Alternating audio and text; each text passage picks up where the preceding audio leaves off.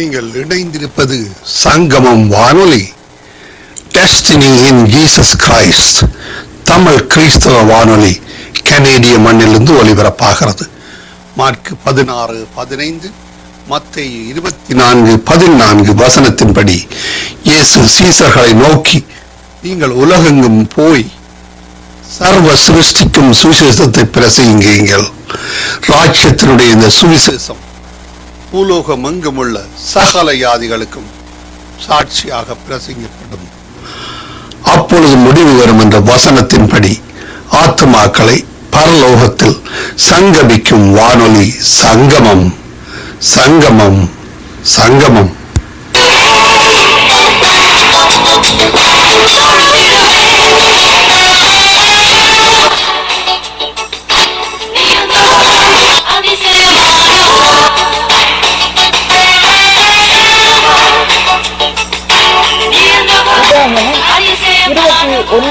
அதிகாரம்.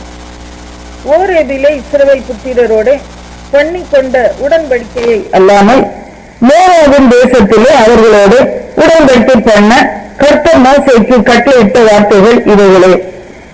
மோசே இஸ்ரவேலர் எல்லாரையும் வரவழைத்து அவர்களை நோக்கி, எகிப்து தேசத்தில் உங்கள் கண்களுக்கு முன்பாக பார்வோனுக்கும் அவனுடைய எல்லா ஊழியக்காரருக்கும் அவனுடைய தேச முழுவதற்கும் கர்த்தர் செய்த பெரிய சோதனைகளையும் பெரிய அடையாளங்களையும் அற்புதங்களையும் கண்ணார கண்டீர்களே. ஆகிலும் கர்த்தர் உங்களுக்கு உணரத்தக்க இருதயத்தையும் காணத்தக்க கண்களையும் கேட்கத்தக்க காதுகளையும் இந்நாள் வரைக்கும் கொடுக்கவில்லை.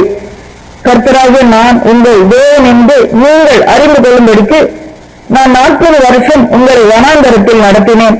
உங்கள் மேல் இருந்த வஸ்திரம் பழையதாய் போகவும் இல்லை, உங்கள் காலில் இருந்த பாதரட்சைகள் பழையதாய் போகவும் இல்லை. நீங்கள் அப்பம் சாப்பிடவும் இல்லை, திராட்சரசமும் மதுவும் குடிக்கவும் இல்லை என்றார். நீங்கள் இவ்விடத்துக்கு வந்தபோது எஸ்போனின் ராஜாவாகிய சீகோனும் பாசானின் ராஜாவாகிய ஓகும் நம்மோடே யுத்தம் செய்ய புறப்பட்டார்கள். நாம் அவர்களை முறியடித்து அவர்களுடைய தேசத்தை பிடித்து அதை ரூபனியருக்கும் காத்தியருக்கும் மனாசேயின் பாதி கோத்திரத்திற்கும் சுதந்திரமாக கொடுத்தோம். இப்பொழுதும் நீங்கள் செய்வதெல்லாம் உங்களுக்கு வாய்க்கும்படிக்கு இந்த உடன்படிக்கையின் வார்த்தைகளை கை கொண்டு அவர்களின்படி செய்வீர்களாக. உன் தேவனாகிய கர்த்தர் உனக்கு சொன்னபடியேயும் உன் பிதாக்களாகிய ஆபிரகாமுக்கும் ஈசாக்குக்கும் யாக்கோபுக்கும் ஆணையிட்டு கொடுத்தபடியேயும் இன்று உன்னை தமக்கு ஜனமாக ஏற்படுத்திக் கொள்ளவும் தான் உனக்கு தேவனாய் இருக்கவும் நீ உன் தேவனாகிய கர்த்தருடைய உடன்படிக்கைக்கும் இன்று அவர் உன்னோட பண்ணுகிற அவருடைய ஆணையுறுதிக்கும் உட்படும்படிக்கு உங்கள் கோத்திரங்களின் தலைவரும் உங்கள் மூப்பரும் உங்கள் அதிபதிகளும் இஸ்ரவேலின் சகல புருஷரும் உங்கள் பிள்ளைகளும் உங்கள் மனைவிகளும் உங்கள் பாளையத்துக்குள் இருக்கிற உங்கள் உறவுக்காரனும் உங்கள் தண்ணீர்காரனுமான அந்நியர் எல்லாரும் இன்று உங்கள் தேவனாகிய கர்த்தருடைய சமூகத்தில் நிற்கிறீர்களே. நான் உங்களோட மாத்திரம் இந்த உடன்படிக்கையையும் இந்த ஆணையையும் உறுதியையும் பண்ணாமல் இன்று இங்கே நம்மோட கூட நம்முடைய தேவனாகிய கர்த்தருடைய சமூகத்தில் நிற்கிறவர்களோடையும் இன்று இங்கே நம்மோட இராதவர்களோடையும் கூட அதை பண்ணுகிறேன். நாம் எகிப்து தேசத்தில் குடியிருந்ததையும் நாம் கடந்து வந்த இடங்களில் இருந்த ஜாதிகளின் நடுவில் நடந்து வந்ததையும் நீங்கள் அறிந்திருக்கிறீர்கள். அவர்களுடைய அருவருப்புகளையும் அவர்கள் இடத்தில் இருக்கிற மரமும் கல்லும் வெள்ளியும் பொன்னுமான அவர்களுடைய நரகலான தேவர்களையும் கண்டிருக்கிறீர்கள். ஆகையால் அந்த ஜாதிகளின் தேவர்களை சேவிக்க போகும்படி இன்று நம்முடைய தேவனாகிய கர்த்தரை விட்டு அகலுகிற இருதயமுள்ள ஒரு புருஷனாகிலும் ஸ்திரீ ஆகிலும் குடும்பமாகிலும் கோத்திரமாகிலும் உங்களில் இராதபடிக்கும் நன்கையும் எட்டியையும் முளைப்பிக்கிற யாதொரு உங்களில் இராதபடிக்கும் பாருங்கள். அப்படிப்பட்டவன் இந்த ஆணை உறுதியின் வார்த்தைகளை கேட்டு பாவத்தின் நிமித்தம் எரிக்க குடித்து மன இஷ்டப்படி நடந்தாலும் எனக்கு சுகம் உண்டாய் இருக்கும் என்று தன் உள்ளத்தை தேற்றிக் கொண்டால் கர்த்தர் அவனை மன்னிக்க சித்தமாகிறார். அப்பொழுது கர்த்தரின் கோபமும் எரிச்சலும் அந்த மனிதன் மேல் புகையும். இந்த புஸ்தகத்தில் எழுதி இருக்கிற சாபங்கள் எல்லாம் அவன் மேல் தங்கும். கர்த்தர் அவன் பேரை வானத்தின் கீழ் இராதபடிக்கு குலைத்து போடுவார். இந்த நியாயப்பிரமாண புஸ்தகத்தில் எழுதியிருக்கிற உடன்படிக்கையினுடைய சகல சாபங்களின்படியும் அவனுக்கு தீங்காக கர்த்தர் இஸ்ரவேல் கோத்திரங்கள் எல்லாவற்றிற்கும் அவனை புறம்பாக்கி போடுவார்.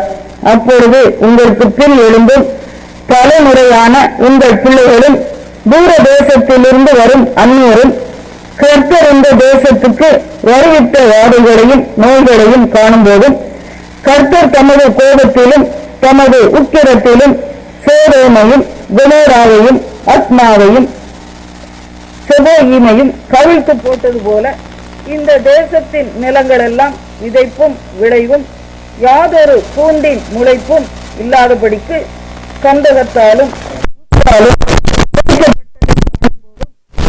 அந்த ஜாதிகள் எல்லாம் கர்த்தர் இந்த தேசத்திற்கு ஏன் இப்படி செய்தார், இந்த மகா கோபம் பற்றி எறிந்ததற்கு காரணம் என்ன என்று சொல்லுவார்கள்.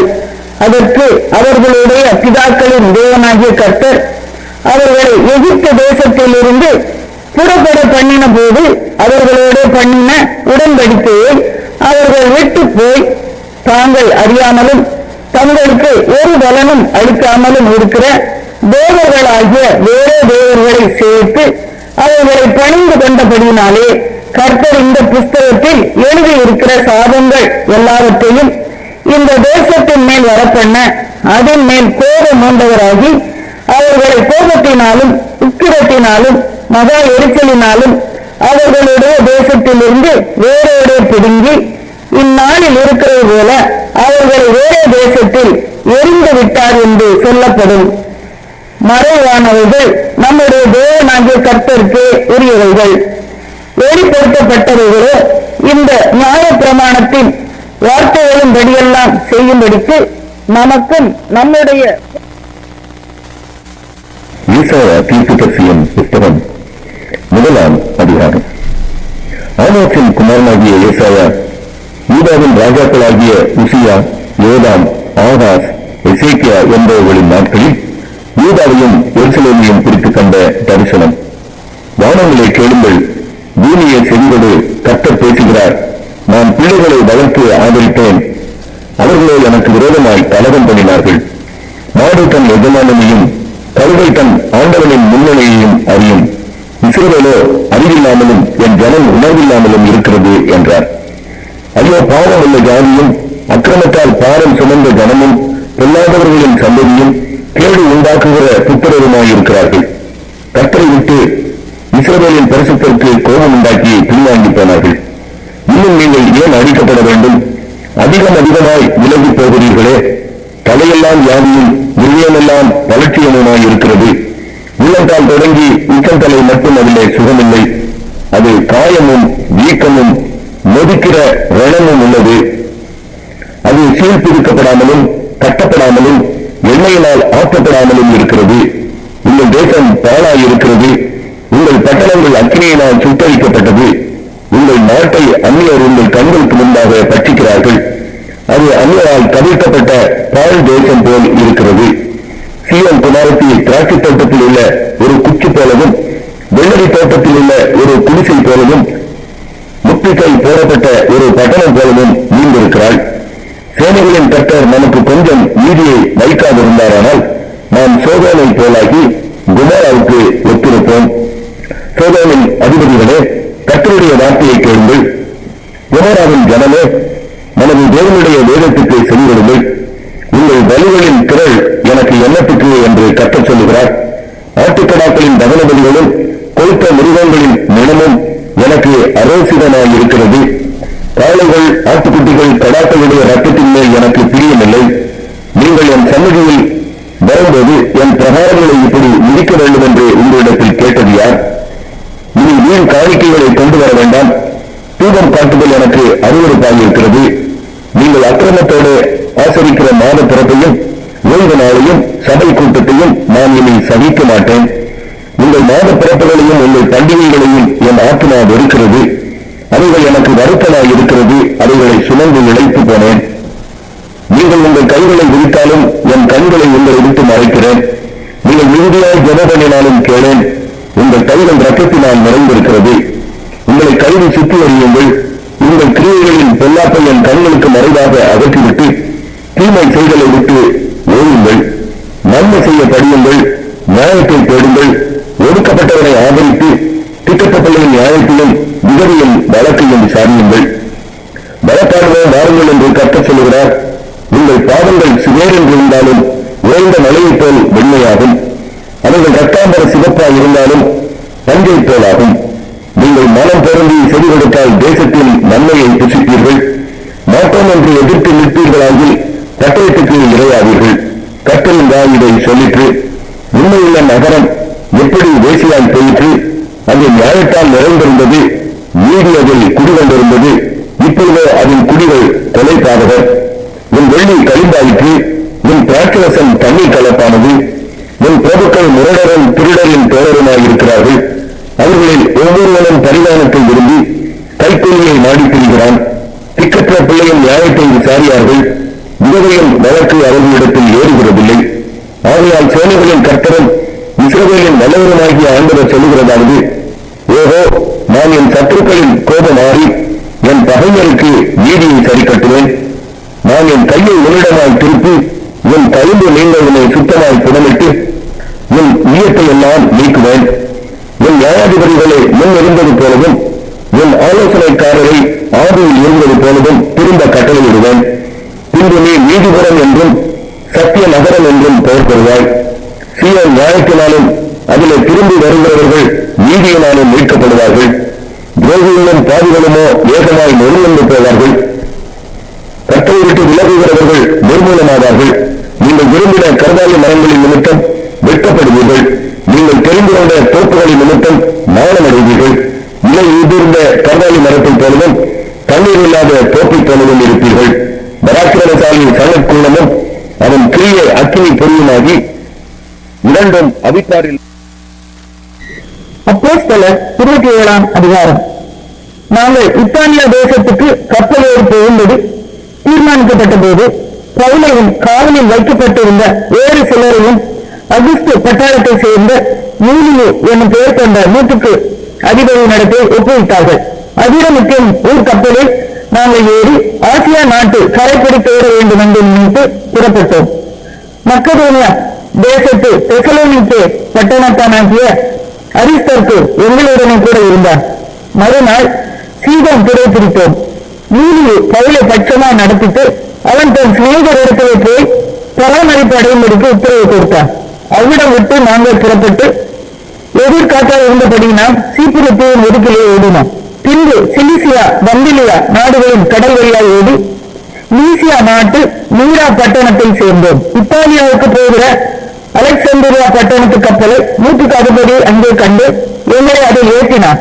காற்று எங்களை தடுத்தபடினாலே நாங்கள் அநேக நாள் மெதுவாய் சென்று வருத்தத்தோடு கிணிது பட்டணத்துக்கு எதிரே வந்து சல்மனே ஊருக்கு எதிரால் கிரேட்டா தீவின் ஒதுக்கில் ஓடினோம். அதை வருத்தத்தோடு கடந்து நல்ல துறைமுகம் எண்ணப்பட்ட ஒரு இடத்திற்கு வந்தோம். லசேய பட்டணம் அதற்கு சமீபமாய் இருந்தது. வெயில் காலம் சென்று உபவாச நாளும் கழிந்து போனபடியினாலே இனி கப்பல் யாத்திரை செய்கிறது மோசத்திற்கு ஏதுவாக இருக்கும் என்று பவுல் அவர்களை நோக்கி, மனுஷரே, இந்த யாத்திரையினாலே சரக்குக்கும் கப்பலுக்கும் மாத்திரமல்ல நம்முடைய ஜீவனுக்கும் வருத்தமும் மிகுந்த சேதமும் உண்டாயிருக்கும் என்று கண்டு என்று சொல்லி அவர்களை எச்சரித்தார். நூற்றுக்கு அதிபதி பவுலினால் சொல்லப்பட்டவர்களை பார்த்து மாலுமியையும் கப்பல் எஜமானையும் அதிகமாய் நம்பினார். அந்த துறைமுகம் மழை காலத்திலே தங்குவதற்கு வசதியாக இராதபடியினால் அவ்விடத்தை விட்டு தென்மேற்கையும் வடமேற்கையும் நோக்கி இருக்கும் கிரேட்டா தீவில் உள்ள துறைமுகமாகிய பேனிக்ஸ் என்னும் இடத்தில் சேரக்கூடுமானால் சேர்ந்து மழை காலத்தில் தங்கும்படி அநேகம் பேர் ஆலோசனை சொன்னார்கள். பெண்கள் மறுவாய் எடுத்தபடியால் தாங்கள் கோரினது கைகூடி வந்ததென்று எண்ணி அவ்விடம் விட்டு பெயர்ந்து கிரேட்டா தீவுக்கு அருகாக ஓடினார்கள். கொஞ்ச நேரத்துக்குள்ளே யுரோக்கிலிடோ என்னும் கடுங்காற்று அதை மோதிட்டு கப்பல் அதை அகப்பட்டுக் கொண்டு காற்றுக்கு எதிர்த்து போகக்கூடாதபடியினால் காற்றின் போக்கிலே கொண்டு போகப்பட்டோம். அப்படி கிளம்பா எனப்பட்ட ஒரு சின்ன தீவில் இருக்கிற ஓடுகையில் வெகு வருத்தத்தோட படவை வசப்படுத்தினோம். அதை அவர்கள் தூக்கி எடுத்த பின்பு பல உபாயங்கள் செய்து கப்பலை சுற்றி கட்டி செறி மணலிலே விழுவோம் என்று பயந்து பாய்களை உடைத்து இவ்விதமாய் கொண்டு போகப்பட்டார்கள். மேலும் பெரும் காற்று மழையில் நாங்கள் மிகவும் அடிபட்டபடினால் மறுநாளில் சில சரக்குகளை கடலில் எரிந்தார்கள். 3ஆம் நாளிலே கப்பலின் தளவாடங்களை எங்கள் கைகளினாலே எடுத்து எரிந்தோம். அநேக நாளால் சூரியனாவது நட்சத்திரங்களாவது காணப்படாமல் மிகுந்த பெரும் காற்று மழையும் அடித்துக் கொண்டிருந்தபடியினால் இனி தப்பி பிழைப்போம் என்னும் நம்பிக்கை முழுமையும் அற்றுப்போயிட்டு அநேக நாள் அவர்கள் போஜனம் பண்ணாமல் இருந்தபோது பவுல் அவர்கள் நடுவிலே நின்று, மனுஷரே, இந்த வருத்தமும் சேதமும் வராதபடிக்கு என் சொல்லை கேட்டு கிரேத்தா தீவை விட்டு புறப்படாமல் இருக்க வேண்டியதாக இருந்தது. ஆகிலும் திடமனதாக இருந்த என்று இப்பொழுது உங்களுக்கு தைரியம் சொல்லுகிறேன். கப்பல் சேதமே அல்லாமல் உங்கள் ஒருவனுக்கும் பிராண சேதம் வராது. ஏனென்றால் என்னை ஆட்கொண்டவரும் நான் சேவிக்கிறவருமான தேவனுடைய தூதனானவர் இந்த ராத்திரியிலே என்னிடத்தில் வந்து நின்று, பவுலே, பயப்படாது, நீ ராயனுக்கு முன்பாக நிற்க வேண்டும். இதோ உன்னுடனே கூட யாத்திரை பண்ணுகிற யாவரையும் தேவன் உனக்கு தயவு பண்ணினான் என்றார். ஆனபடியினால் மனுஷரே, திடமனதாக இருங்கள். எனக்கு சொல்லப்பட்ட பிரகாரமாகவே நடக்கும் என்று தேவனிடத்தில் நம்பிக்கையாக இருக்கிறேன். ஆயினும் நான் ஒரு தீவிலே எழ வேண்டியதாக இருக்கும் என்றார். 14ஆம் ராத்திரியான போது நாங்கள் ஆதிரியா கடலிலே அலைவுபட்டு ஓடுகையில் நடு கிராமத்திலே கப்பலாட்களுக்கு ஒரு கரை தீட்டி வருகிறதாக தோன்றிற்று. உடனே அவர்கள் வேறு விட்டு 20 பாகம் என்று கண்டார்கள். சற்றப்புறம் போன பொழுது மறுபடி விழுவை விட்டு 15 பாகம் என்று கண்டார்கள். பாறை இடங்களில் விழுவோம் என்று பயந்து பின்னணியத்திலிருந்து 4 நங்கூரங்களை போட்டு பொழுது எப்பொழுது விடியுமோ என்று இருந்தார்கள். அப்பொழுது கப்பலாட்கள் கப்பலை வீட்டோடி போக வகை தேடி முன்னணியத்தில் இருந்து நங்கூரங்களை தேடப் போகிற பாவனையால் படவை கடலில் இறக்குகையில் பவுல் மூச்சுக்கு அடிவழியையும் சேவகரையும் நோக்கி, இவர்கள் கப்பலில் விழாவிட்டால் நீங்கள் தப்பி பிழைக்க மாட்டீர்கள் என்றார். அப்பொழுது போர்ச்சேவகர் படவின் கயிறுகளை அறுத்து அதை தாழ விழவிட்டார்கள். பொழுது விடுகையில் எல்லாரும் போஜனம் பண்ணும்படி பவுல் அவர்களுக்கு தைரியம் சொல்லி, நீங்கள் இன்று 14 நாளால் ஒன்றும் சாப்பிடாமல் பட்டினியா இருக்கிறீர்கள். ஆகையால் போஜனம் பண்ணும்படி உங்களை வேண்டிக் கொள்கிறேன். நீங்கள் தப்பி பிழைப்பதற்கு அது உதவியாக இருக்கும். உங்கள் தலையில் இருந்து ஒரு மயிரும் விழாது என்றார். இப்படி சொல்லி அப்பத்தை எடுத்து எல்லாருக்கும் முன்பாகவும் தேவனை ஸ்தோத்தரித்து அதை பிட்டு புசிக்க தொடங்கினார். அப்பொழுது எல்லாரும் திடமனப்பட்டு புசித்தார்கள். கப்பலில் 276 பேர் இருந்தோம். திருப்தியாக புசித்த பின்பு அவர்கள் கோதுமையை கடலிலே இருந்து கப்பலை லகுவாக்கினார்கள். பொழுது இருந்த பின்பு இன்ன பூமி என்று அறியாதிருந்தார்கள். அப்போது சமமான கரையுள்ள ஒரு துறைமுகம் அவர்களுக்கு தென்பட்டது.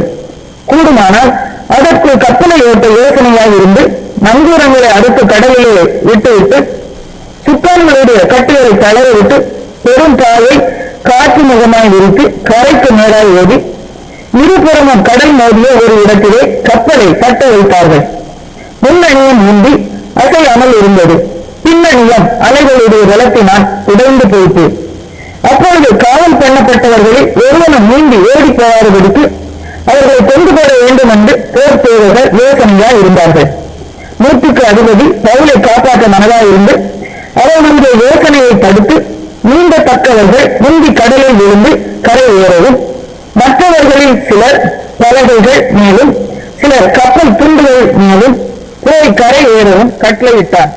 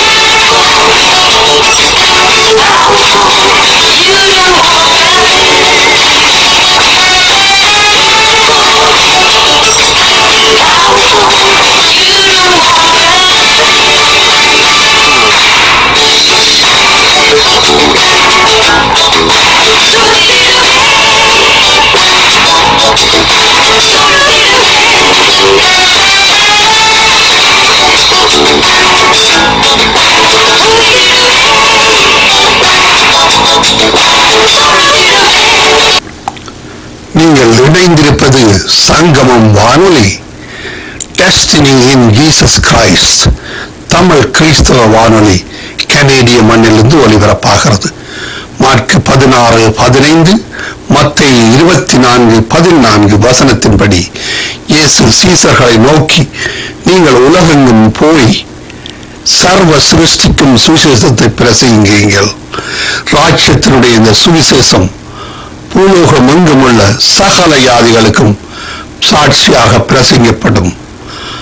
அப்பொழுது முடிவு வரும் என்ற வசனத்தின்படி ஆத்துமாக்களை பரலோகத்தில் சங்கமிக்கும் வானொலி சங்கமம், சங்கமம், சங்கமம்.